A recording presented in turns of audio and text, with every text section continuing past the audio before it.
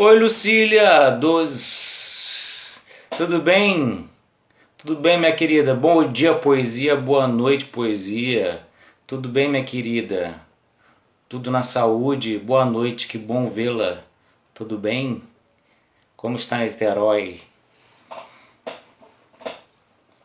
Que bom matar a saudade. Quer dizer, matar a saudade a gente não mata, a gente controla a saudade. Mas é bom ver a Lucília, tudo bom. Vamos ver o pessoal, se o pessoal vai chegar, se vai chegar, se não vai chegar. Quando a gente começa a live, a gente fica esperando um pouquinho. Oi, Luiz Otávio, meu querido, Luiz Otávio Oliane, grande poeta, meu poeta querido, que me conhece lá desde os primórdios da carreira literária. O Wilson Santorini, bailarino, cantor, performer. É poeta, é escritor, é bailarina, é dançarino. Já estamos começando bem mais essa noite de poesia viva em 7 dias confinados. Márcia Barroca, que bom revê-la. Márcia Barroca, que coisa boa. Márcia Barroca ontem estava presente, teve uns probleminhas com a internet, de repente parou de me ouvir, mas depois ela voltou a me ouvir, que coisa, né? Ela foi persistente e eu fiquei muito feliz que ela insistiu, não desistiu da gente poder celebrar os nossos queridos amigos e amigas que se foram. Jorge Ventura, fiquei sabendo que hoje você não ia poder, de repente você pode, que prestígio é esse? Viu como é que milagres acontecem? Mas que bom vê-lo novamente, Jorge Ventura. Jorge Ventura, é sempre um privilégio ter o Jorge junto. Jorge é meu amigo, me conhece desde quando eu tinha mais cabelo aqui em cima, né? Quando eu era mais jovem. Agora eu sou um pré-ancião. Mas o Jorge já me conhece há bastante tempo, né, Jorge? É uma amizade que tem perdurado e que eu guardo com muito carinho. Mas a gente se falou hoje mais cedo, eu sei que ele tem aí muitos compromissos. O Jorge é super assediado, é super popular, super... E olha só, aproveitar que o Jorge está aqui, né? Ele também está lançando um livro. O Jorge Ventura está lançando um e-book e a gente tem sempre que lembrar que além de poeta, ator, o Jorge Ventura tem uma editora. Se você está precisando de uma editora boa, procura a Aventura, não é Aventura não, é Ventura Edições ou Ventura Editora, não importa, grava Aventura que você vai lembrar de editora e de Jorge Ventura. Era novinhos, exatamente. Eu estou aqui fazendo essa recepção, né, abrindo a minha casa para vocês estão entrando aqui na minha casa, é assim que eu me sinto, com vocês chegando aqui. É uma outra experiência, a experiência da live. Eu não conhecia esse friozinho na barriga, esse arrepio. Parece que realmente as pessoas estão entrando na minha casa. É diferente do WhatsApp, do e-mail. A gente vai vendo as pessoas entrando, parece que eu estou na porta de casa recebendo. Seja bem-vindo, seja bem-vinda. Quer uma água mineral com gás, sem gás? Oi, Tanuce Cardoso, meu querido. Tanuce Cardoso é outro que me viu quando eu tinha cabelo, né? Me viu quando eu não usava barba. E olha que eu já uso barba há quase mais de uma década. Deixa um grande beijo. Estou tentando acompanhar todo mundo que está chegando para fazer as honrarias, porque eu sei que a gente está em casa, mas tem muita coisa para fazer em casa. E além de tudo, tem muita coisa na internet, né? Tipo, a gente fica com controle remoto, vai trocando de canal. Isso aqui não tá bom, isso aqui tá bom, isso aqui não tá bom, isso aqui tá bom. Aí vai trocando. Daqui a pouco, o Igor tá muito chato, eu vou para outro. Porque o que não falta é live, não é uma poluição sonora, muita informação, a gente não acompanha. Paulo Valadares, saravá, Paulo Valadares, que você esteja bem, com saúde, que você, enfim, muita saudade de você também, Paulo, meu querido amigo, muito axé pra você, Paulo. Olha só, se alguém aqui não foi mencionado, me fala, tá? Porque eu tô tentando acompanhar, tô na porta de casa, mas tá entrando muita gente, eu não tô dando conta de fazer o papel de hostess, não. Sônia Maria Mazei, olha, hoje Sônia Maria Mazei, porque ela obviamente ela não está na lista dos finados, mas os finados que vão ser citados hoje são pessoas que foram muito ligadas à Sônia, e eu conheci a Sônia Maria Mazei através dessas pessoas de quem eu vou falar hoje. Então o nome da Sônia vai aparecer aqui o tempo inteiro. Eu até falei para ela: Sônia, você tem tudo a ver a live com você, não que você seja uma afinada, né? Tomara que você tenha uma longevidade para a gente poder ainda trocar muitos afagos e carinhos. Desejo muita saúde para você e para sua família. Oi, Penélope, tudo bem, querida? Seja bem-vinda. Eu não sei se eu estou acompanhando todo mundo. Vão entrando. Tô me sentindo daquela música, né? Mandou me chamar, eu estou aqui, que há? Eu vim de lá, pequenininha. Mandei chamar, o Instagram começa a dizer: Igor está ao vivo, as pessoas vão entrando. Nem todas ficam até o final, porque a coisa vai ficando grande, né? De repente, quando você vê, já passou 1h30. E eu tenho que ter um poder de comunicação, tem que ser melhor do que o Faustão, do que a Xuxa, para poder manter você, o Luciano Huck, para manter vocês aqui olhando para minha cara. Tem que fazer alguma coisa, prometer, sei lá, né? Se você ficar até o final da live, você ganha um carro, ou você ganha uma casa, ou contar uma história assim melodramática para dizer: olha, Igor foi um mendigo que venceu na vida e agora ele é um poeta, né, bem sucedido, alguma coisa assim sensacionalista. Mas não tem nada de sensacionalismo para contar. Eu sou uma pessoa normal, uma vida simples. Tento ser divertido para não cansar tanto vocês, mas na hora que a gente for, né, falar as coisas sérias, que a gente possa ter a nossa seriedade para honrar o motivo e os propósitos desse projeto, A Poesia Vive em 7 Dias Confinados. E não é que o meu amigo que lançou o livro lá em Rio Grande do Norte, que já está de volta para o Rio de Janeiro, voltou. Seja bem-vindo, meu querido. É outro que lançou o livro também. Meu querido Nascimento. Eu chamo ele de Nascimento porque, enfim, quase o Capitão Nascimento. Tanuso Cardoso, uma honra é minha. Tem o Tanuso Cardoso. Tanuso Cardoso é o nosso grande poeta vivo, né, do Rio de Janeiro. Ninguém precisa ficar com ciúme do Tanuso, porque todo mundo sabe, todo mundo diria o mesmo do Tanuso. E além de tudo, o Tanuso é essa pessoa generosa que está aqui prestigiando a gente, e ainda, além de ser um grande poeta, é amigo e generoso para poder estar aqui durante 1 hora ouvindo o Igor Fagundes. Camila Christian voltou. É bom quando as pessoas voltam, é sinal que não foi ruim ontem. Ou as pessoas são muito minhas amigas e elas ficam com dó de me deixar sozinho, né? Ou elas realmente gostaram de ontem, porque eu acho que foi bacana, né? Pelo menos assim, é estranho falar que eu me diverti, porque, né, era um dia de silêncio, um dia de saudade.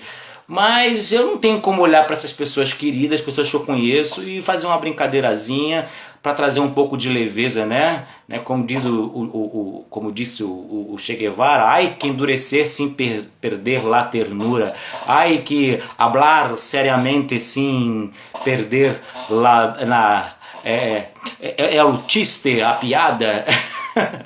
Outra que voltou, Eliana Calixto, que já está fazendo pré-lançamento aí do seu livro, né? Que é um livro de contos, Apenas Uma Noite. Ela vai lançar dia 18 de dezembro, mas ela já está aí fazendo a divulgação, né? E pelo que eu estou vendo, né, não é apenas uma noite, não. Ela está fazendo de manhã, de tarde, de noite, todas as noites tem divulgação da Eliana Calixto, do seu livro Apenas Muitas Noites, né? Não é apenas uma noite, com certeza. Enfim, quem mais chega, já tem 13, gente. Tô me sentindo já aquelas pessoas assim super ultra seguidas na internet. Tô me sentindo aquelas pessoas que ganham dinheiro com a internet, porque conseguir 12 pessoas em ponto às 20 horas, né, é como conseguir 1000 para quem é poeta e praticamente um anônimo como eu. Carla Júlia, minha grande poeta, minha amiga, olha só, Carla Júlia tá aqui, ó. Ela tá no lado esquerdo, tá no lado direito, tá no deltoide, no outro deltoide, tá na orelha, tá na outra orelha. Carla Júlia tá no meu corpo inteiro, na minha alma. Eu amo a Carla Júlia. Gente, Beatriz Gugel, diretamente da Holanda. Tá quase na hora de dormir, né, Beatriz? Você vai aguentar ficar um pouquinho, né? Você vai aguentar ficar um pouquinho acordada, porque na Holanda é bem mais tarde. Como é que tá? Já tá em lockdown de novo, né? Na Holanda, porque lá na Europa começou o lockdown de novo. Beatriz é uma grande amiga, estudou comigo, tá morando fora do país, mas ó, o que é distanciamento social com essa proximidade afetiva. Viva a Beatriz! Um beijo, Beatriz. Um beijo para todos os holandeses, que todos os holandeses consigam sair sãos dessa pandemia, né? Porque os brasileiros não estão conseguindo. Marlúcia, minha querida amiga, minha aluna, minha mestra também, mestra da dança, essa mulher negra, cheia de fé, essa mulher do milagre, essa mulher que praticamente todo dia fala comigo. Essa é a Marlúcia. Vim só te dar um oi, Beatriz. Eu sei que aí já é dia 4, né? Eu sei, tá tarde, né? Mas eu me senti prestigiado, porque aí tá bem tarde na Holanda. Mas eu tô me sentindo já internacional, só porque você apareceu aqui. Porque ontem, gente, teve gente da Bahia, de Pernambuco, do Pará, do Rio. Então eu tava me sentindo um astro nacional. Hoje eu já tô me sentindo um astro internacional com a presença de Beatriz Gurgel, que reside na Holanda. Um beijo, Beatriz. Boa noite, bons sonhos para você. Obrigado pelo seu carinho de estar aqui junto comigo. Será que mais alguém chega? Eu acho que já dá para começar. Vamos começar. Eu já comecei, mas já com 16 pessoas já é o terceiro sinal. Para eu não perder essas 16, eu já tenho que meio que dizer que vim. Opa, Beatriz Coração. De vez em quando eu não pego tudo. Eu tento interagir para não virar palestra, porque se deixar, vira palestra, vira aula, eu sou professor, eu tenho que tomar cuidado. Então eu estou fazendo essa interação para que não fique aquela coisa assim, né, de palestrante, conferencista, professor. Eu sou tudo isso, mas também sou essa pessoa que gosta de fazer algumas gracinhas de vez em quando, mas só com quem eu conheço, com quem eu gosto. Então, é como todo mundo aqui é conhecido. Aliás, se alguém aqui chegou meio voyeur, meio Big Brother, vou ver qual é desse Igor Fagundes, o que ele tem para dizer. Vou me apresentar. Eu sou o Igor Fagundes. Tem vários, obviamente tem vários Igores Fagundes, mas o oficial sou eu sou o de referência, o resto é genérico, o resto pode ser até similar, mas a patente é minha. O Igor Fagundes oficial sou eu, tá, gente? Então, o que é o Igor Fagundes oficial? É uma pessoa que praticamente dedica a vida à poesia, à palavra, que tem a fé na palavra, uma pessoa que tenta perseguir a poesia o tempo inteiro, embora nem sempre a poesia me persiga, né? Mas é de procurar e não encontrar e voltar com as mãos vazias que essa sede ininterrupta faz com que a gente siga na procura pelaquilo que dá sentido e justifica o próprio procurar, né? Então é isso, eu sou uma pessoa da poesia, a poesia aí em todos os sentidos possíveis, né? Se espraiando nos poemas, se espraiando na prosa, na prosa ficcional, na dramaturgia, nas artes cênicas, na música, na dança, na filosofia, na teoria. Eu vejo poesia em tudo, e por onde eu passo eu tento encontrar a poesia, né? Ela às vezes não me encontra, mas eu tento buscar poesia em tudo. Como agora, nesse momento agora, eu estou vendo poesia, estou vendo a poesia que são as pessoas, né? A gente sabe que a poesia é sempre maior do que o poeta. Nós poetas temos defeitos, somos, né, enfim, somos seres humanos. A gente pode não ser o melhor poeta do mundo, mas a nossa obra é o que a gente tenta fazer de melhor para compensar os nossos defeitos enquanto seres humanos. Mas aqui, para ter esse público hoje, é porque tem poesia aqui de ser humano. Tem gente que é poesia, não é só o poema que é poético, são as pessoas. Isso, a Carla está falando que a poesia me salvou na pandemia. A arte salvou as pessoas na pandemia, né? Para quem dizia na época das eleições, não quero entrar em debates políticos e ideológicos, né? Que artista não serve para nada, que eu preciso de médico, de bombeiro, de advogado, mas eu não preciso de artista. Foram os artistas que, né, que nos mantiveram vivos, né? Sejam de qual arte, mas foram e continuam sendo os artistas aqueles que fazem com que a gente não enlouqueça de vez no sentido destrutivo da loucura, porque loucos, no sentido da poesia, nós precisamos continuar sendo bastante loucos. A arte sempre salva. É isso mesmo, Tanucci. Mas olha só, agora vamos falar um pouquinho sério, na medida em que as pessoas forem chegando, porque vai chegando gente o tempo inteiro. E vai saindo também. É como se é quase uma estação de trem, uma estação de metrô, de BRT. Uma pessoa desce do ônibus, a outra sobe. A única pessoa que continua no ônibus sou eu, que sou praticamente o motorista. Então,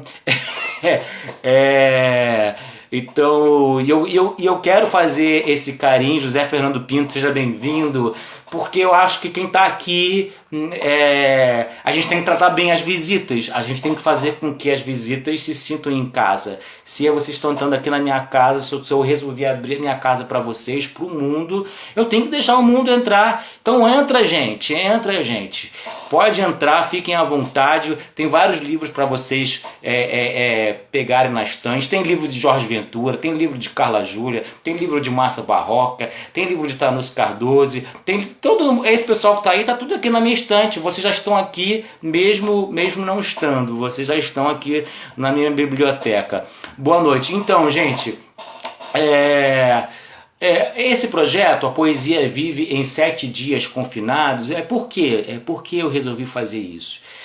2020 parece que é um ano que não aconteceu, ou se aconteceu, parece que a gente só tem coisas ruins para se lembrar dele. Apesar de ser uma coisa muito boa, a gente está aqui vivo, podendo ainda estar junto, não da melhor maneira, mas da maneira possível. Enquanto houver o possível, né, a gente precisa celebrar, porque o possível, né, a possibilidade é o que nos guia. A impossibilidade, ela ainda não se manifestou, e porque se ela se manifestar, ela já será uma possibilidade também.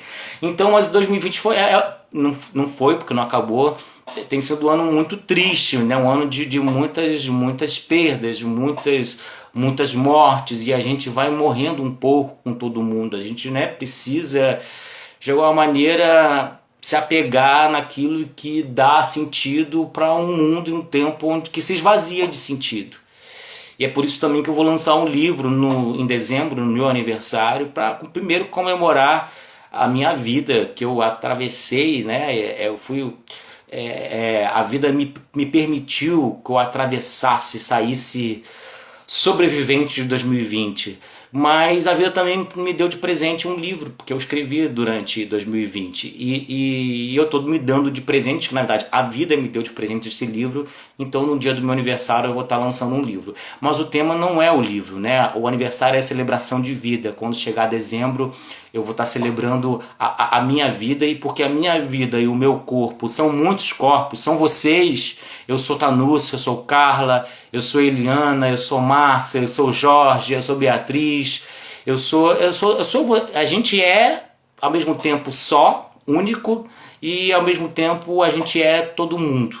Então é preciso agradecer a todo mundo, né? Porque são vocês que fazem que eu possa chegar até aqui, com ainda um fiapo de alegria, né?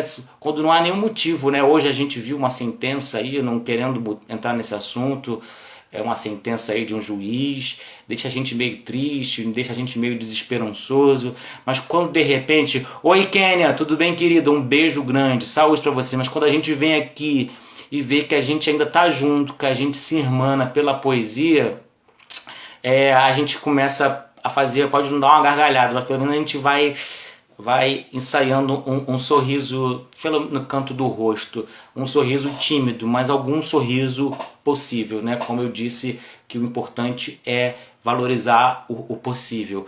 Mas, como eu disse, em dezembro eu vou celebrar os vivos, né? Os vivos que me compõem. Mas eu precisava antes pedir licença e agradecer aos meus mortos, que não são só meus mortos, são nossos mortos. E eu sei que muitos de vocês estão aqui hoje não é só por minha causa, né? Porque da mesma maneira que eu sou feito de Cairo Trindade, de Marcos Vinícius Quiroga, de Dalmo Saraiva, de Aloysio Rezende, de Heloísa Igreja, de Olga Savari, de Rita Moutinho, de Helena Ortiz, Helena Ferreira, entre os 20 que daqui a pouco eu vou listar, Vocês também, a maioria de vocês também dessas pessoas, dessas vozes.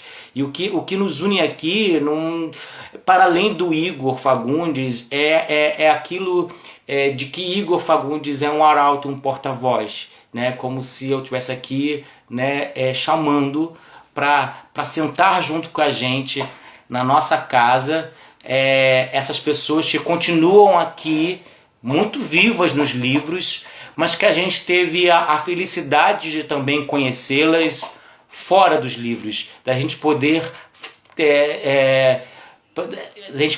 ter tido a possibilidade de folheá-las, porque cada pessoa é um livro, e a possibilidade que essas pessoas tiveram de folhear a gente também, e folhear aí no sentido também de afagar, de acarinhar, né, de passar pela gente, de deixar a marca dos seus dedos, deixar as suas mãos, o seu toque, e assim nos tocar. São essas pessoas demasiadamente tocantes que nós estamos aqui celebrando. Então, novembro, né, ontem eu iniciei, dia 2 de novembro, dia de finados, essa celebração desses mortos que estão sempre vivos. Como eu disse ontem, né, citando um morto-vivo, na verdade, que é alguém que não viveu no nosso tempo, viveu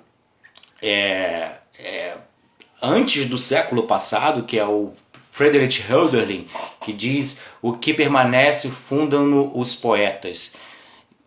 Então, assim, aí a gente vê como alguém permanece, né? Ontem um poeta trouxe a lembrança, né, de Eu é um Outro, do Rimbaud, quando eu falei que eu era todos vocês.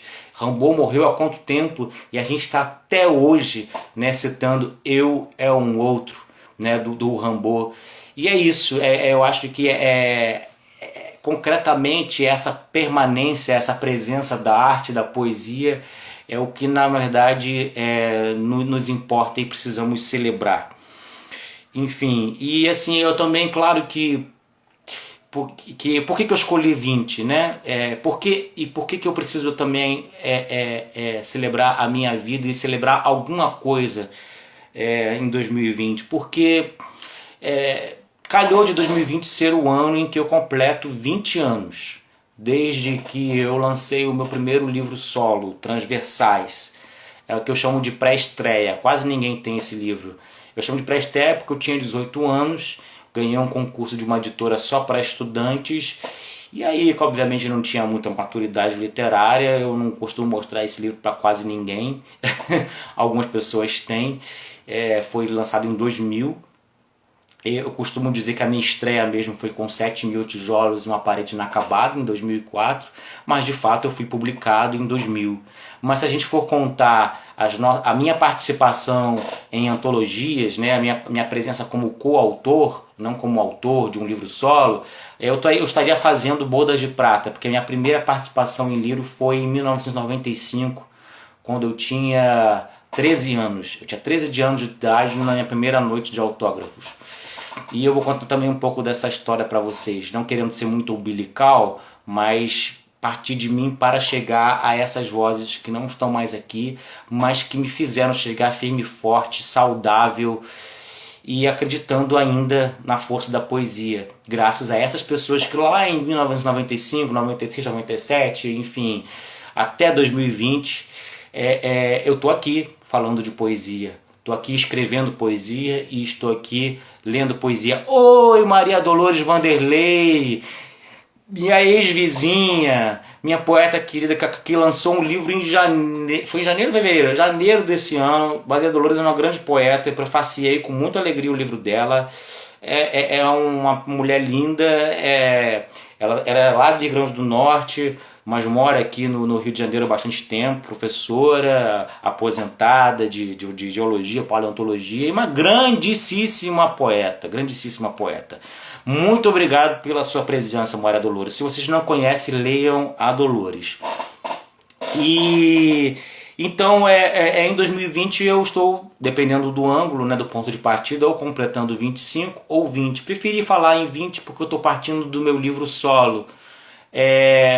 E aí eu resolvi pensar em 20 nomes da poesia que não só foram obras decisivas e definitivas, né? Por isso que eu não aparece o Carlos Drummond de Andrade na minha lista, não aparece o Fernando Pessoa na minha lista, porque infelizmente eu não os conheci, né? Embora eles também me incentivaram de certa maneira por conta da força da obra deles.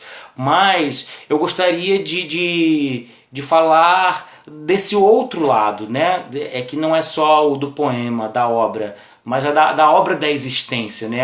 Aquilo que as pessoas deixaram, né? Enfim, de presente para nós e para a gente, para além daquilo que elas escreveram. Então, ontem eu falei do Ferreira Goulart, que eu tive a felicidade de conhecer. Disse que o Ferreira Goulart foi o poeta que, quando eu era menino, me acordou. Caramba, eu acho que eu gosto disso. Eu acho que eu quero ler mais isso. E eu estava na posse do Ferreira Goulart quando ele se tornou imortal, e eu, muito menino, lendo Ferreira Goulart, sem sequer saber que eu iria escrever poema um dia e que eu iria conhecer o Ferreira Goulart. Falei do Ferreira, falei do Drummond, porque o Drummond fez aniversário, teria feito em 2020 118 anos.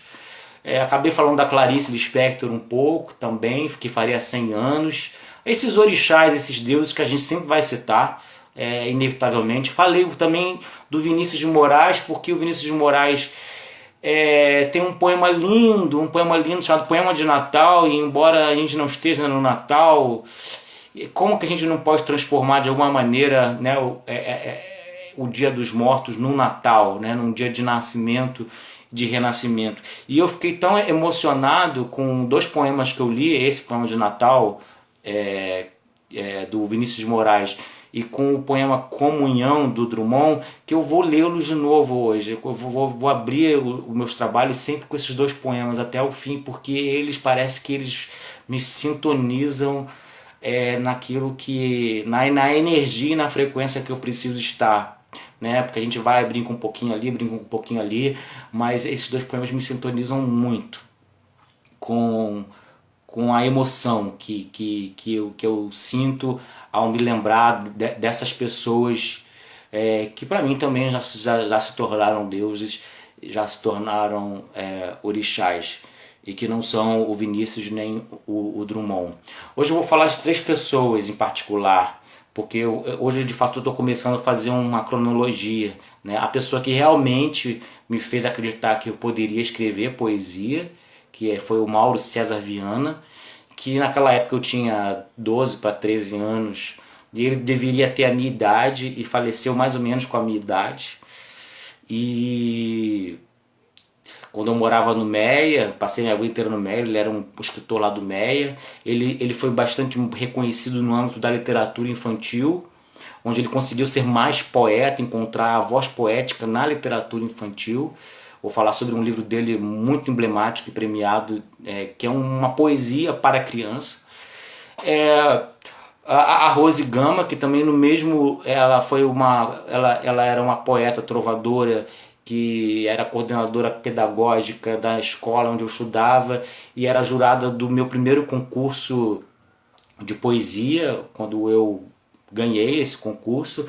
Inclusive a Sônia Maria Mazei era jurada nesse concurso. A Sônia Maria Mazei era jurada junto com a Rose Gama, E eu conheci o Mauro César Viana também nesse mesmo lugar do concurso, que é a Biblioteca Popular do Meia Lima Barreto, que durante muito tempo virou a minha segunda casa, porque foi lá que eu descobri que eu poderia escrever poesia, graças ao Mauro. Foi lá que eu participei do meu primeiro concurso de poesia, que eu ganhei, que teve como jurada a Sônia Maria Mazei, inclusive, que eu não conhecia até então, e que ela me viu lá com 13 anos de idade, 14. E na Biblioteca Popular do Meia Durante muitos anos eu participei de um projeto chamado Paixão de Ler, que era um projeto para estudantes da rede pública. Eu era adolescente ainda, mas eu participava do projeto contando histórias, eu me vestia de palhaço, e vários anos eu me apresentei na Biblioteca Popular do Meia. Enfim, foi minha segunda casa, como o Meia é minha casa, embora eu não more mais no Meia. E por último lugar, por penúltimo lugar, a Joana Maria Guimarães, que se Mauro César Viana foi a pessoa que disse, não, você pode escrever poesia sim.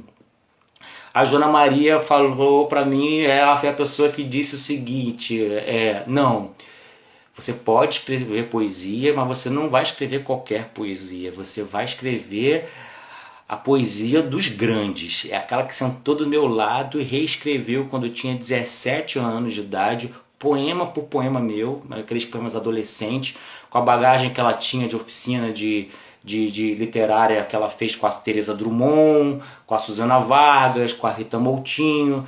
Ela já era uma senhora de 70 anos e ela sempre foi pedagoga. Quando ela se aposentou, já viúva, aí foi quando ela se dedicou à literatura, publicou um único livro solo tardiamente, acho que aos 75, acho que ela se foi com 77, não me recordo precisamente. Mas a Joana Maria Guimarães, por que ela também ela é importante? Por que eu conheço vocês todos? Da onde surgiu esse garoto de 18 anos que de repente apareceu nos eventos de poesia, né, que de repente passou a conhecer Tanusi Cardoso, passou a conhecer Jorge Ventura, passou a conhecer Marcos Vinícius Quiroga, passou a conhecer Helena Ortiz? Foi graças a Joana. Foi graças a Joana, porque eu era um jovem, e terminando a adolescência, e a gente, quando está na escola, a gente tem a ideia de que todos os poetas fazem parte do passado. Quando a gente chega no contemporâneo, quando muito a gente para em Manuel de Barros, em Hilda Hilst, etc., em Adélia Prado, e parece que não tem ninguém vivo fazendo poesia, boa poesia, né? E aí quando Joana Maria Guimarães me convida para conhecer a sua casa, ela me mostra a sua biblioteca, ela diz, não, você tem que saber que existem, você vai ler, ela me dava os livros para ler, para eu estudar. Olha, você tem que conhecer Tanusi Cardoso, você tem que conhecer Salgado Maranhão, me lembro que ela me emprestou Mural de Ventos. Você tem que conhecer Paulo Henriques Brito, Cláudia Roquette Pinto, foi ela que me mostrou o livro Corolla, da Cláudia Roquette Pinto. A Cláudia que eu conheci esse ano pessoalmente, mas lá quando eu tinha 17 para 18 anos, eu tinha lido o livro dela, Vencedor do Jabuti, o Corolla. E aí ela foi me mostrando esses livros todos, quase como uma professora fazendo trabalho de casa, para eu conhecer os poetas contemporâneos. Mas não foi só isso. Ela pegou na minha mão, ela não bastasse, ela escrevia os poemas junto comigo, fazia as críticas sinceras, pesadas, que eu falei, ai meu Deus do céu, eu acho que essa mulher está me descaracterizando, ela está mexendo em todos os meus textos, eu nunca tinha passado por essa experiência, assim, da pessoa chegar lá e rabiscar meu texto todo, mas eu agradeço muito pelo que você fez, tá? Pelo que a senhora... você falava que gostava de ser chamada de você, Joana, mas o que ela fez? Ela me mandava para casa, me emprestava os livros dessa turma toda aí, Carmen Moreno, Cairo, Marcos Vinícius. Foi ela que me mostrou que existiam livros desses poetas. Mas não foi só isso. A Joana, como ela tinha feito oficinas com a Teresa Drummond e com a Susana Vargas, ela conheceu muitos daqueles poetas da década de 90 que estavam ali retomando os eventos de poesia, e foi a Joana que me levou para conhecer um evento que começou no Margarida Rey, em Copacabana, depois foi para o Teatro Cândido Mendes, que foi o evento Panorama da Palavra. E aí foi no Panorama da Palavra que eu vi que existia Antônio Carlos Sequim, que a Helena Ortiz é quem produzia esse evento e produzia um jornal. Mais tarde a Helena Ortiz fez uma editora, Helena Ortiz também se foi, e foi a Helena Ortiz que publicou um dos meus livros. E aí também a Joana me levou no Panorama da Palavra e me levou no Poeta Serra da Gaveta. Foi quando eu conheci a Teresa Drummond, a Neudemar Santana. E aí eu fui conhecendo, daí fui descobrindo poesia simplesmente, fui conhecendo as pessoas ainda com 18 anos. Então quando eu falo assim que eu conheço Tanusi, Jorge Ventura há muito tempo, é porque eles me viram garotinho mesmo, garotinho. Mas quem me pegou na mão e me levou nos lugares, quem me adotou foi a Joana. Me adotou mesmo, porque eu era um estudante, não tinha muitas condições financeiras. Ela pagava a assinatura do jornal Panorama da Palavra para mim, ela pagava. Quando eu fui fazer prova para mestrado, que ela incentivou muito que eu fosse fazer mestrado, porque ela dizia assim para mim, você não vai ser só um grande poeta, você vai ser um grande crítico. Embora ela tivesse sido a minha primeira grande crítica, mas a nossa cumplicidade foi tamanha que era assim, ela entre aspas, muito entre aspas, corrigia os meus textos, mas ela pedia para eu corrigir os textos dela. Então a gente praticamente, de uma maneira muito sem melindres, né, intervinha, claro, com muito respeito, mas com muito rigor no texto um do outro.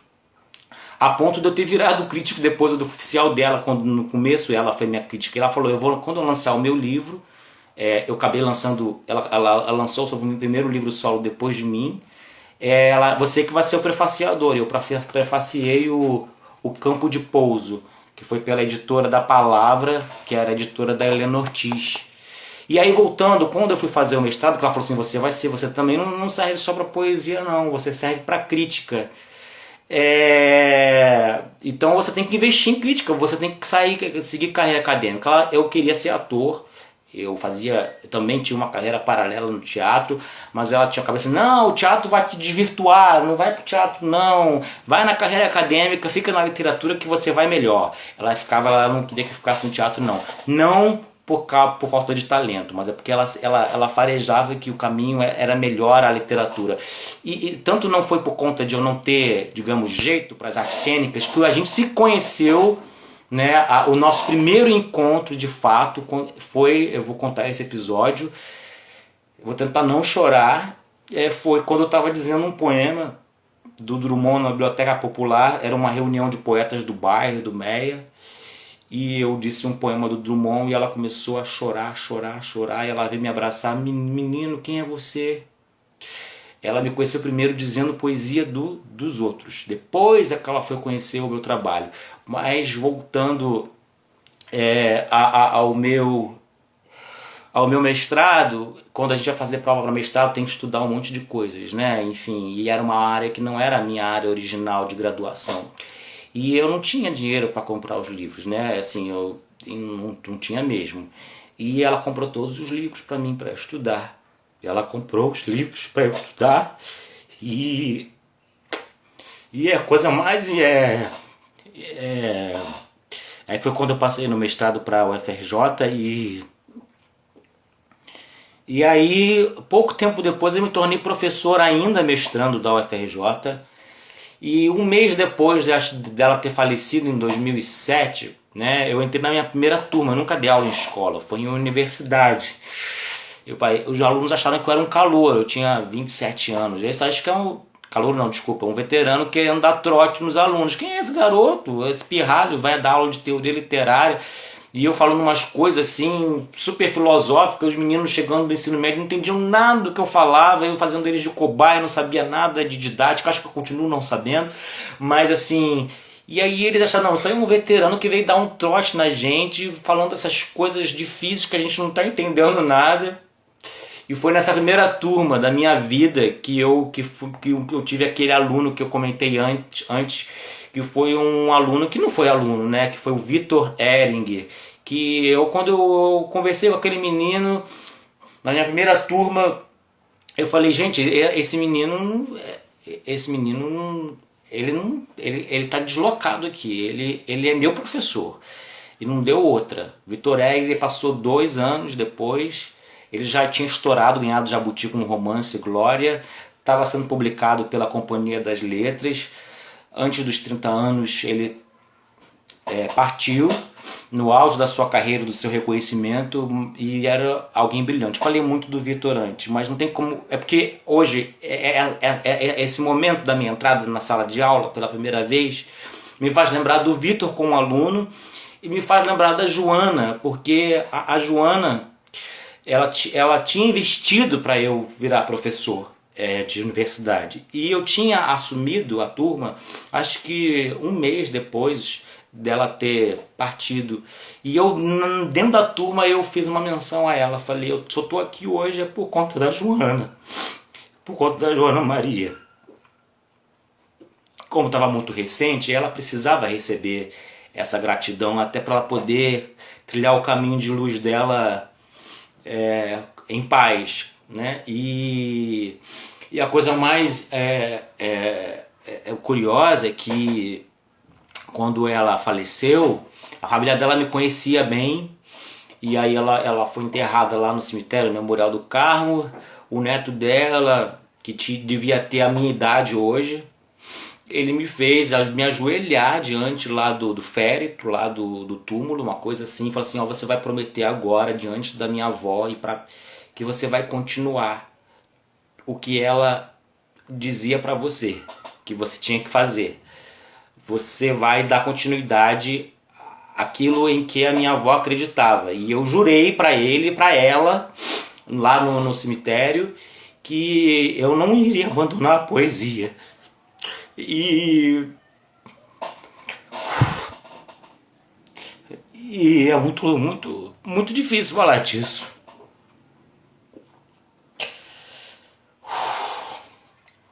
Mas vamos voltar um pouquinho à fita. E aí depois a filha dela, quando ela tava mexendo nas coisas da Joana, né? Aquela coisa de vou fazer o que com a roupa, vou fazer o que com a herança, né? A filha dela me procura e me dá a biblioteca toda de presente. A filha dela vai na minha casa e diz assim, olha, eu acho que isso aqui ela gostaria que ficasse com você. E aí todos os livros que eu não tinha, do Salgado Maranhão, da Carmen, do Tanús, do Marcos Vinícius, do cara, que ela tinha, e de outros, né? De outros, e outros, ela tinha uma enorme biblioteca. Ela levou tudo pra mim. Eu fiquei com os livros da Joana. Só que eu não tinha espaço para guardar tantos livros na minha casa. E como eu sei que o Luiz Otávio Liane conheceu muito, que a Joana Maria, ela não foi só minha mãe, assim, né? Com todo respeito à minha mãe, mas eu tive várias mães na literatura. Ela foi mãe de outras pessoas, foi mãe do Luiz Otávio Liane, foi mãe da Alexandra Vieira de Almeida e foi muito mãe do Leonardo Vieira de Almeida, irmão, grande escritor, irmão da Alexandra, que eu conheci e que era uma pessoa que era cuidada pela Joana, talvez até de uma maneira mais próxima do que comigo, porque também ele precisava desse cuidado. Essa era a Joana, mas ele também infelizmente partiu muito cedo, embora, apesar do grande talento que ele tinha e que algumas pessoas aqui puderam conhecer. Oi, Luiz de Laurentiis, meu querido, diretamente de Minas Gerais, Uberlândia, um beijo pra você. Você chegou no momento que eu tava chorando, que eu tô falando de gente muito querida. Mas então, eu já meio que fui pra Joana e não passei direito pelo Mauro César Viana. A verdade é que ontem eu tinha comentado com quem estava junto comigo que os meus primeiros versos foram no verso das provas lá da escola primária, que eu respondia as provas da tia Célia. E aí depois que eu respondia as questões da prova, no verso eu mandava uns versos para ela, quase uma cantada, né? Mas eu não precisava cantar porque eu tirava boas notas. Mas eu fiquei no verso das provas fazendo verso, mas era tudo brincadeira. Eu nunca falei, eu vou ser poeta. Na verdade, quando eu comecei a ganhar vontade, gosto pela escrita, eu queria ser ficcionista, eu queria ser novelista, eu queria escrever novela e filme. Tanto que os cursos, eu nunca fiz um curso de poesia, não. Eu fiz curso para ser roteirista de filme, eu escrevia ficção. E aí eu fiquei sabendo de uma oficina de criação literária na Biblioteca Popular do Meia, que foi uma oficina ministrada pelo Mauro César Viana, que é um desses nossos mortos-vivos, e me inscrevi. Mas eu estava achando que era oficina de criação literária, não tinham me dito que era poesia. Foi a única experiência de oficina que eu tive na vida. Eu tinha 12 anos de oficina de poesia, nunca tive mais nenhuma experiência. O que eu recebi foi depois os toques da Joana, das oficinas que ela tinha feito com Susana Vargas na Estação das Letras, com a Teresa Drummond e com a Rita Boutini. Mas a única experiência era uma oficina muito para despertar o gosto pela palavra, era muito introdutória. Era tipo uma oficina para dizer, olha, qualquer um pode escrever um poema se acreditar, sabe? Não tinha muita grande pretensão. E foi isso que aconteceu. No primeiro dia de oficina, o Mauro César Viana se apresentou e ele falou, olha, aqui a gente vai trabalhar poesia. Eu falei, eu vou embora daqui. poesia não é minha praia, eu escrevo prosa, eu escrevo ficção. E aí eu falei, eu dizia, eu não ia ficar não. Aí o Mauro falou, não, fica, você vai ver que você escreve poesia também. Porque apesar de eu ter tido experiências com poemas, com versinho, né, mas não era uma coisa que eu imaginava, eu sou poeta. E o Mauro César Viana pediu para eu ficar. Aí eu fiquei. E aí essa oficina resultou na primeira antologia de que eu participei, que é A Mágica das Palavras, lançada por uma editora que eu acho que ainda existe, né, a ZMF, da Zélia Maria Fernandes, ZMF Editora. E em 1995, e a Noite de Autógrafos foi na própria Biblioteca Popular do Meia. E o Mauro, assim, ele não se fez muito conhecido na poesia porque ele conseguiu a façanha de escrever literatura infantil como ninguém. Eu admiro muito quem faz literatura infantil porque eu acho muito difícil. Acho dificílimo escrever para criança, né? Eu quando vou escrever eu só penso em sacanagem. Aí como é que eu vou escrever para criança? Eu só penso em coisa que não é para criança. Tem uma dificuldade imensa para poder escrever para criança, falar a língua das crianças. Embora eu me sinta às vezes um pouco criança. Eu seja um crianção, apesar dos meus 38 anos. Mas, e o Mauro ele foi muito premiado na literatura infantil. Ele escreveu um livro de Coração para Coração, que era um best-seller na literatura infantil. Mas eu queria ressaltar um livro que me marcou muito e foi muito próximo, assim, próximo que eu digo, acho que foi o último livro infantil que ele lançou antes da passagem, da partida dele, que era um livro sobre morte para crianças. Já é difícil escrever para criança, quanto mais escrever sobre morte para criança. E era um livro chamado Cadê Vovó, que inclusive eu fiz chegar aos meus... Eu não tenho filhos, mas eu tenho sobrinhos. Porque eu imagino que como é que deve ser para o pai e a mãe lidar com a pandemia e falar para as crianças que elas não podem isso porque existe o coronavírus, não pode. Deve ser difícil para a criança, que precisa ser criança, precisa se sujar, precisa entrar em contato com o mundo, botar a mão nas coisas, botar a mão nas outras crianças, brincar, ficar solta. E ela... Porque a criança, ela começa a ter essas... Não é uma regra, mas a experiência da morte ela aparece muito com a perda dos avós, né? Pela ordem natural das coisas, né? O vovô vai embora primeiro, não que a gente não possa ter a mãe ou o pai indo primeiro, ou que a mãe possa perder também o pai, o filho primeiro. Mas essa é mais ou menos a lógica que a gente espera. E aí o Cadê Vovó, eu acho que, enfim, procurem, é da Rede Ouro. É um livro lindo, né? O tempo corre, voa, o menino cresce, a vovó vai ficando velhinha, até que o coração dela, bem cansado, para de vez, e a vovó descansa para sempre. Cadê a vovó? Pergunta o menino, e ele próprio acha a resposta. Com muitas poucas palavras e muita singeleza, o Mauro César Viana consegue criar uma pequena obra-prima, um livro com uma linguagem simples e poética e que não foi à toa que foi premiado. O Cadê Vovó? E nesse ano de pandemia eu acho que vale a pena. Você tem um neto, tem um filho, tem uma criança em casa, procura Cadê Vovó. Eu tenho um amigo vivo, né, que lançou agora há pouco tempo, meu amigo Lázaro, que também é um livro infantil sobre morte. Mas ele está vivo, ele não está na minha lista dos finados, graças a Deus. Mas é um outro livro que acabou de ser lançado mês passado, que é sobre morte, é um livro para crianças, meu amigo Lázaro. Mas o assunto é o Mauro. E o Mauro, infelizmente, partiu muito cedo. E aí essa Biblioteca Popular do Meia, também acho muito difícil. Já tentei, mas é uma arte diferenciada. Mas um dia a gente consegue. Antônio Carlos Sequim conseguiu, né? Depois ele publicou ensaio, crítica, poesia a vida inteira. Agora, né? Que ele lançou o Galo Gago e fez um livro lindo infantil. E eu acho que uma hora pode vir a acontecer, não que seja uma necessidade, né, Tanusse? Mas eu acho que ainda vou ter essa experiência, mas não me sinto pronto para ela. Acho que é um pote de ouro que eu ainda não tenho acesso. E a Sônia Maria tem uma experiência, né, com literatura infantil, Sônia Maria Mazei. Não sei se ela já foi, se ela está aqui. Né? Inclusive, acho que as ilustrações foi do Leonardo Vieira de Almeida. Viu como é que a gente é tudo parente? A gente é tudo parente. A gente não sabe como a gente vai se conhecendo, mas um vai levando pro outro.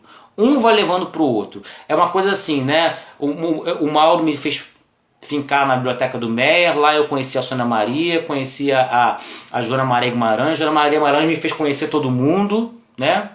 Às vezes esse todo mundo nem sabia da Joana Maria Guimarães, mas ela foi fazer a passagem. Aí ela me fez conhecer a Helena Ortiz. Helena Ortiz me publica. Ela também publica livros próprios, ela era poeta e contista. Eu fiz uma crítica para a Helena Ortiz. E a Helena Ortiz chorou com a crítica, falou assim, ela chorou, tanto que depois, quando ela lançou o próximo livro, ela pediu, vem fazer o prefácio. E aí a Estrid Cabral, que está viva, graças aos deuses e às deusas, que não me conhecia, ela leu a minha crítica sobre o livro Sol sobre o Dilúvio, da Helena Ortiz. E a Estrid Cabral falou assim, quem é essa pessoa que fez essa crítica? Eu quero conhecer.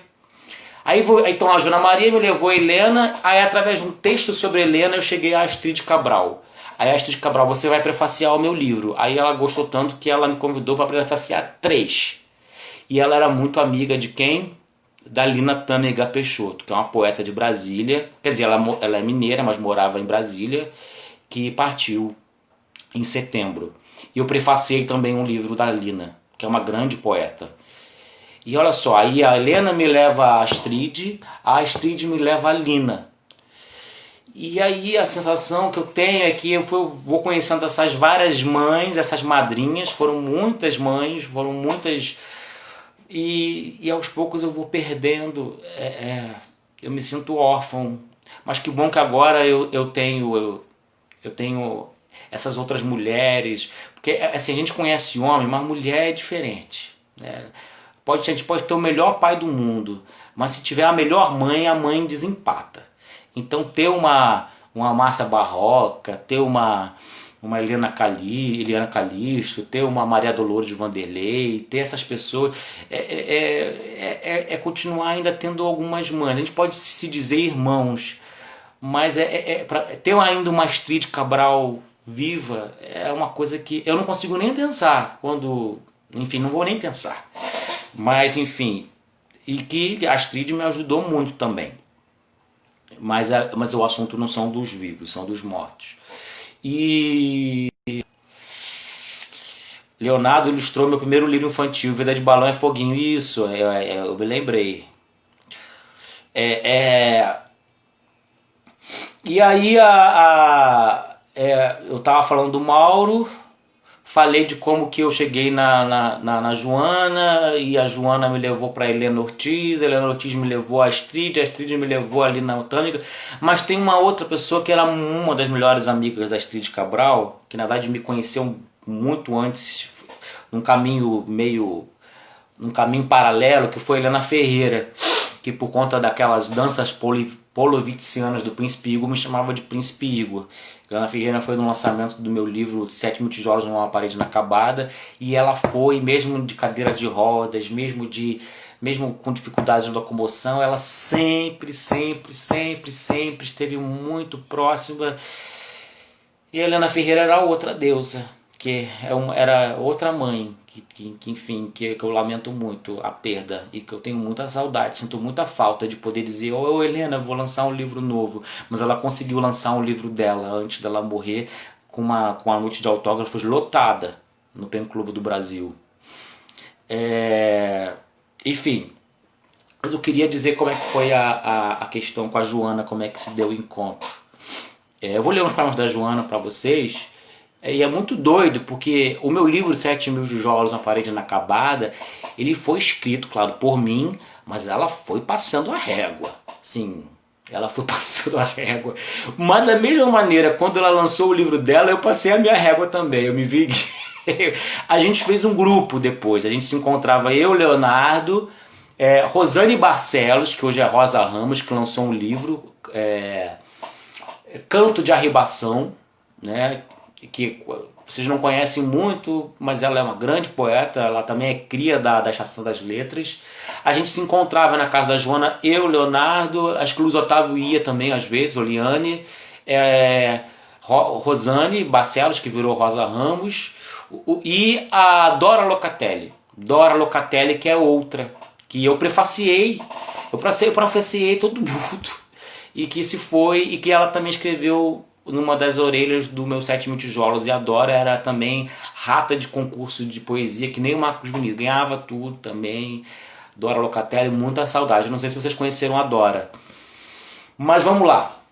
Eu vou contar agora o episódio com a Joana, porque para ver como é que eu conheci primeiro o Tanusse, Marcos, Helena, sem eles me conhecerem. Eu não digo por poesia, não, pessoalmente. Estava nesse evento na Biblioteca Popular do MED, de poetas do bairro. E aí cada poeta do bairro tinha que falar. Não era para falar dos seus próprios poemas, era para falar do seu poeta favorito. Naquela época era o Drummond, não é mais, mas assim, naquela época meu poeta favorito era o Drummond. E eu falei o Confidências do Itabirano. Alguns anos vivi em Itabira, principalmente nasci em Itabira, por isso sou triste, orgulhoso de ferro, 90% de ferro nas calçadas, 80% de ferro nas almas, e esse alinhamento do que na vida é porosidade, eu não lembro mais de cor, até o final. E eu disse esse poema. A Joana Maria estava sentada com óculos escuros. Ela andava de óculos escuros mesmo de dia, mesmo nos ambientes fechados, ela não largava os óculos escuros dela. E eu estava dizendo esse poema e de repente ela tira os óculos e ela chorava. E aí quando eu acabei de dizer o poema, ela se levantou e veio me abraçar e falou assim: quem é você? Aí ela falou, assim, era o poema do Drummond, mas foi eu dizendo o poema do Drummond, não era texto meu. Olha só, eu vou viajar amanhã para os Estados Unidos porque ela tinha um netinho, eu imagino que ele esteja vivo com saúde, ela tinha um netinho especial, com deficiência, que morava nos Estados Unidos. Eu vou ver o meu netinho amanhã e eu não vou poder tá na final do prêmio UAP, a UAP Editora, da Leda Miranda Rione, ela fazia uns concursos de poesia. Teve o prêmio Poesia Viva Gilberto Mendonça Teles, depois teve o prêmio Olga Savari, era o prêmio Gilberto Mendonça Teles. E eu estava participando e eu fui um dos finalistas. E aí ela pediu para eu representar, porque também tinha prêmio para intérprete. Ela assim, eu quero que você leia o meu poema, eu quero que você diga o meu poema. E aí eu disse o meu poema e o poema dela. Quando eu voltar dos Estados Unidos, você vai na minha casa e você mostra os seus poemas. Aí foi um outro momento. Aí eu fui lá na UAP, lá na Rua Martins Ferreira, em Botafogo, representar a mim próprio, que eu estava como finalista, e a própria Joana. Estava lá o Gilberto Mendonça Teles, como patrono do concurso, e quem estava lá e que levou o prêmio de primeiro lugar, Tanusse Cardoso, com o poema Amorada. Tanusse. Ele não sabia nem que eu existia, mas eu ouvi. Eu falei, eu não tenho como ganhar desse cara. Que coisa linda. E aí não tinha só o Tanusse. Acho que era o segundo lugar, era o Marcos Vinícius Quiroga, e terceiro lugar a Helena Ortiz. No ano seguinte, no prêmio da UAP Olga Savari, o Marcos Vinícius Quiroga foi o primeiro lugar, não foi o Tanusse. Mas acho que o Tanusse ficou também nas cabeças. Eu lembro de tudo. E nesse dia foi o dia lá das Torres Gêmeas. Foi o dia que houve o atentado às Torres Gêmeas. A gente estava lá na UAP e tinha acabado de acontecer o atentado às Torres Gêmeas. E aí eu vi Tanusse Cardoso, Marcos Vinícius e Helena Ortiz pela primeira vez, mas sem me apresentar a eles. E eu só era finalista e eles eram, com todo mérito, os vencedores do concurso. Não sei se o Tanusse sabe disso, né? Mas foi isso. Eu conheci Tanusse de longe primeiro, assim, depois que eu fui conhecer de perto. Já fui conhecer Tanusse ganhando o concurso. Né, Tanusse? E aí eu voltei quando ela voltou de viagem, aí eu fui pra casa dela, aí aquilo que eu já contei pra vocês, aí aquele tal de rabiscada ali, eu falei, ai meu Deus do céu, o que essa mulher tá fazendo comigo? Eu não sei, isso não sou eu que tô escrevendo, esse texto não... Mas ela me ativou essa potência crítica e autocrítica. Ela me preparou para me tornar também crítico, né? Ela era muito dura, aquela era muito verdadeira. Eu vou ler os poemas dela porque da mesma maneira que eu me sinto, que ela é quase coautora de um livro meu, eu ajudei a fazer a seleção passei os meus olhos no livro dela. Ela tinha uma poesia muito concisa, muito concentrada, muito substantiva, quase cabralina, e praticamente cabralina. E eu vou ler um poema que é um poema sobre morte, só porque a gente está falando de morte, que se chama Lá. Onde sempre será dia, ameixeiras despertam ao calor do sol em estado de embriaguez. Hora líquida de respostas. Lá, onde não mais se aprende ainda, seremos estrangeiros. Ou haverá a mão que com amor acalme a vastidão das águas. Vocês veem que são poemas curtos. Na tessitura de cimento e cal, na sala seixos marcam a presença de visitantes imaginários. Em natureza morta, frutas à espreita se ofertam sem pudor.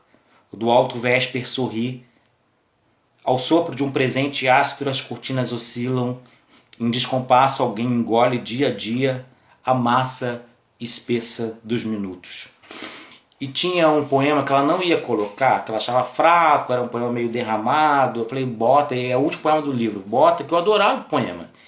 E que eu acho que tem muito a ver com essa celebração dos finados, né? Nessa época de confinamento, em que a gente está confinado, que é o último poema, que não, ela não ia botar no poema, mas eu tinha um afeto por esse poema e ela acabou colocando. É o Peça Mais. Não peça ao céu somente, peça a terra inteira, e águas onde nus os anjos poderão despir-se de suas asas. Peça a túnica, a faca, a mesa posta e a resposta, o dado, o risco do bordado, arco e flecha do silêncio. Pelas asas do vento, um dia, quem sabe você prove magia da palavra sem mordaça. Não peça o céu somente, peça mais. Essa é a Joana Maria. Enfim, muita coisa boa, mas eu queria chegar nos poemas da Helena Ortiz, porque sem favor nenhum, eu espero que nenhuma amiga minha poeta fique com ciúmes, porque existem várias grandes poetas aqui hoje, grandes queridas, mas a gente está aqui para celebrar e reconhecer aqueles que partiram, que talvez poderiam ter sido mais reconhecidos quando estiveram vivos. E Helena Ortiz era, para mim, assim, a maior poeta brasileira viva, embora praticamente pouco conhecida. E mais do que isso, ela era eu vou falar um palavrão aqui, não um palavrão, né? Porque dizer que puta é palavrão é dizer que puta é algum problema, né? Vivam as putas, né? Mas ela era uma puta, ela era uma puta contista. Eu fiz o prefácio do livro dela, O Silêncio das Xícaras, que ganhou aquele prêmio do Itaú Cultural, ganhou. E ela também era outra papa prêmio, ganhava prêmio, adoidada, Helena. Depois ela ficou um pouco recolhida, parou de ir a evento de poesia, e foi aquela coisa, quem não é visto não é lembrado. Acho que ela também não queria lembrar de ninguém, mas ela ficou na dela e foi ficando mais, a presença dela foi ficando mais escassa aí pelos saraus, mas ela foi uma pessoa muito importante para resgatar os saraus no Rio de Janeiro com o evento, com o projeto Panorama da Palavra. O Panorama da Palavra reuniu muita gente, né? Poesia simplesmente é muito antigo, o poeta deve ter muito antigo, mas o Panorama da Palavra, ele não sei se ele teve uma história de ligação de poetas ali dos anos 80, dos anos 90, no começo dos anos 2000, que infelizmente não durou muito. A Helena publicou diversos livros, né, de poesia, e publicou um de conto. E a Helena, o último livro que ela lançou foi o Precisamos Conversar. E a última vez que eu vi a Helena foi no lançamento do meu livro, Pensamento Dança, em 2018, lá em Copacabana.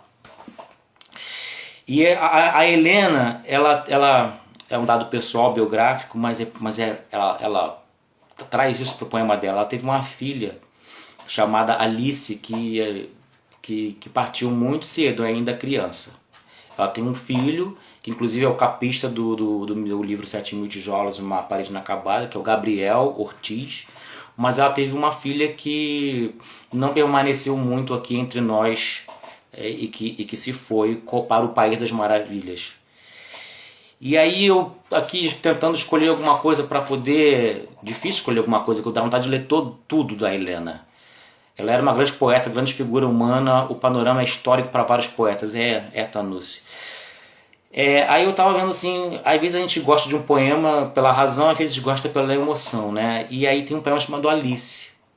E ela escreveu esse poema para a filha, mas como a filha foi... A filha não estava mais presente e ela também não tinha mais a mãe presente, e como que através da poesia ela se reencontrava com a mãe e com a filha. E aí lendo agora, sabendo que a Helena não está mais conosco, eu fico lendo esse poema imaginando as três juntas. Mas ela escreveu isso quando ela estava viva, Alice. Já quase ninguém lembra. E até eu às vezes penso que um dia tu foste sonho, mas ouço minha mãe chamar e te anuncia. Então és tu também. Estamos outra vez vivas. As três. Também a Helena escrevia pouco, assim, muito muito breve. Tem um poema do logo na página seguinte, Ao silêncio da noite, o que ouço da noite e do silêncio é o ronronar do gato, e uma voz longínqua profanando o espaço, ouve-se, gol! Os cachorros latem, abre-se repentina uma janela, o louco da rua vai deitar. Helicópteros, sirenes, tiros machucam o silêncio da noite, mas ele existe, acima de todos os ruídos. Condição humana. Visto preto e meu marido está vivo. Sou seu lençol, mãe de seu filho ausente. Lavo seus colarinhos. Não dormimos juntos. Juntos só colocamos sal nas feridas.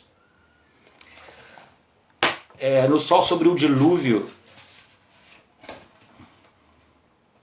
ela tem um poema 6 de maio, que eu acho que foi a data em que a filha Alice se foi. Eu não tenho certeza. Estávamos felizes em pleno domingo.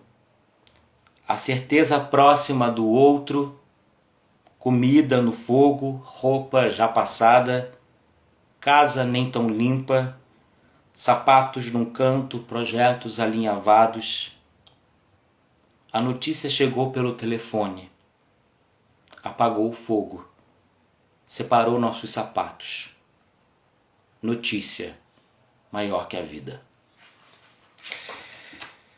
O que a palavra diz? Morro. E a palavra não diz quem me quer, se te amo ainda, ou se me guardam ódio aqueles que permanecem mudos. Morro. E a palavra não diz que um dia vi do alto um mundo em que não cabia o que o olhar abarca. O que fotografei em olho de peixe dessa vida ficou gravado em ouro, entre corais. Por isso, quando digo morro, sonho. E a palavra é essa.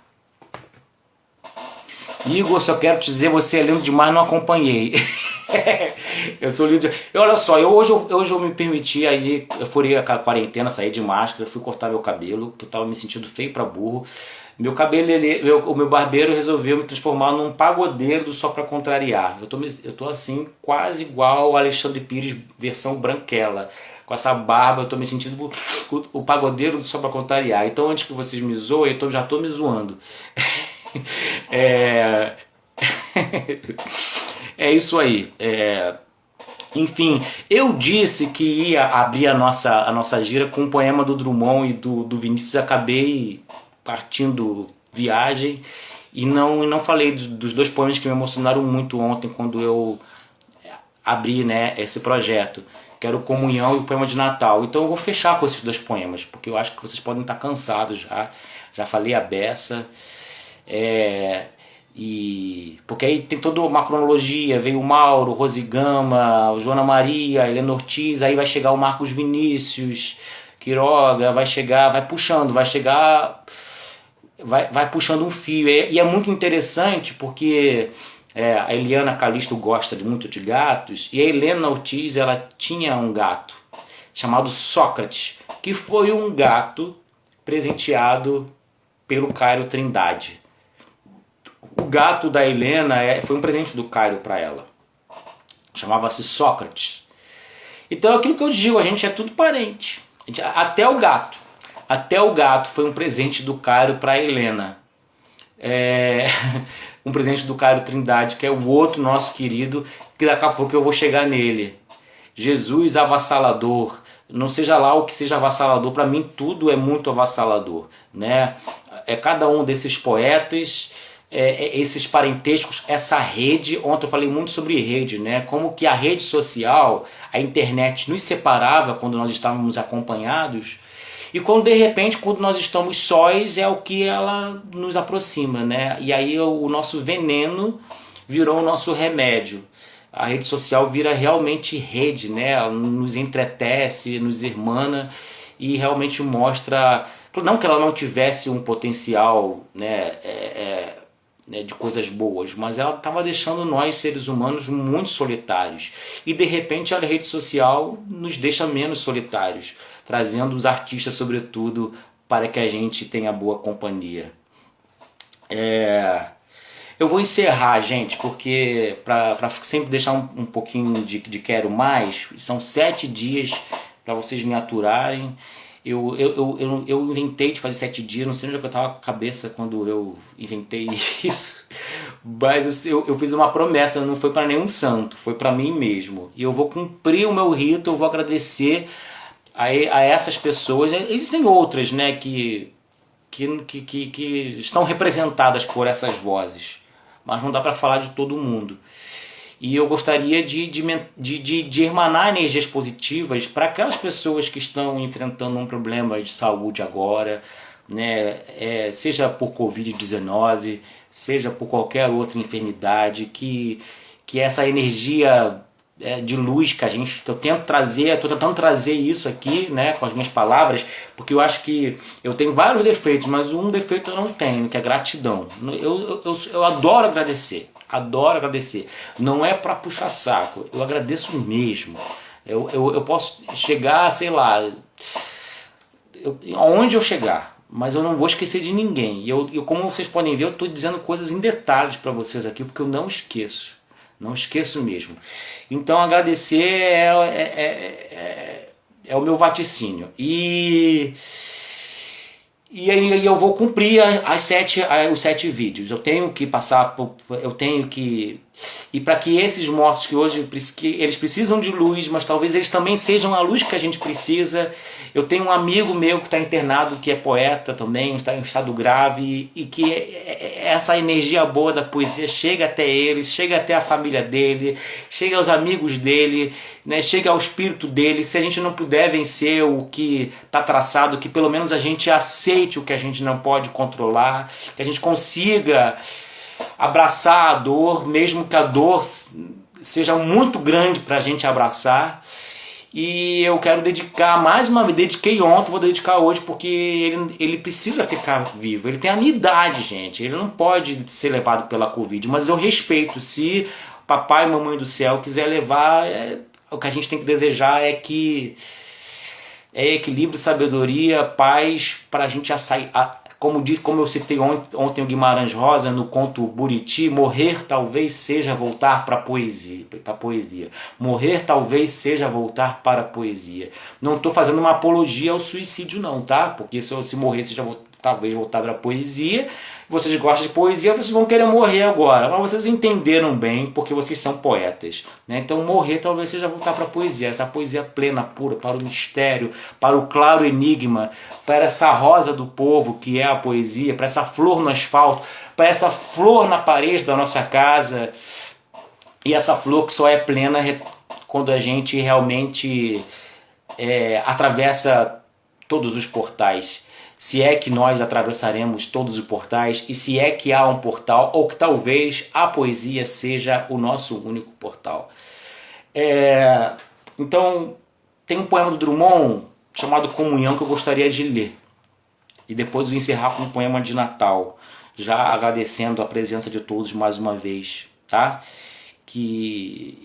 Enfim, eu agradeço de uma maneira redundante, pleonástica, porque é preciso agradecer por vocês estarem vivos aqui comigo, e enfim, por eu poder estar vivo para poder agradecer a vocês, para poder dizer eu te amo Carla Júlia, eu te amo Tanucci, eu te amo todo mundo que tá aí, que já partiu aí na estação, e que eu não sei quem tá, quem não tá. Mas eu sei que eu tô, mas eu tô guardando cada rastro de presença que passou por aqui. Comunhão. Todos os meus mortos, isso é do Carlos Drummond de Andrade, todos os meus mortos estavam de pé, em círculo. Eu no centro. Nenhum tinha rosto.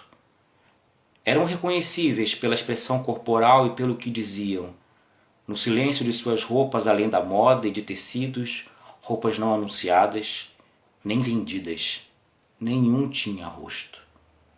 O que diziam escusava a resposta.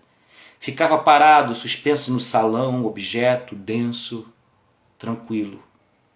Notei um lugar vazio na roda.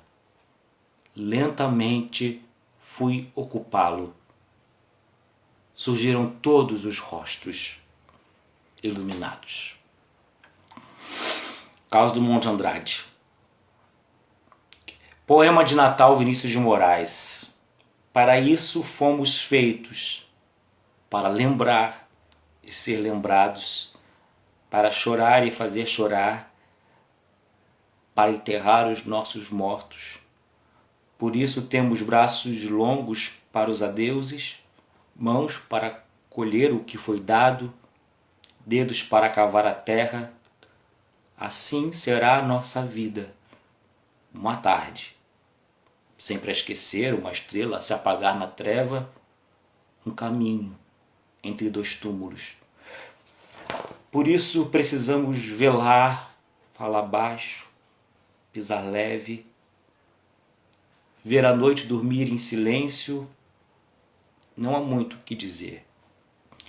Uma canção sobre um berço, um verso, talvez de amor, uma prece por quem se vai, mas que essa hora não se esqueça e por ela os nossos corações se deixem graves e simples. Pois para isso fomos feitos, para a esperança no milagre, para a participação da poesia, para ver a face da morte. De repente nunca mais esperaremos. E hoje a noite é jovem, da morte, apenas nascemos, imensamente. É uma obra-prima, né, Tanucci? Ai, eu estou todo arrepiado. Parece que todos os mortos acordam. E eles todos vêm aqui abraçar depois que eu os abraço. Gente, muito obrigado. Não quero mais cansá-los, tomar o tempo de vocês.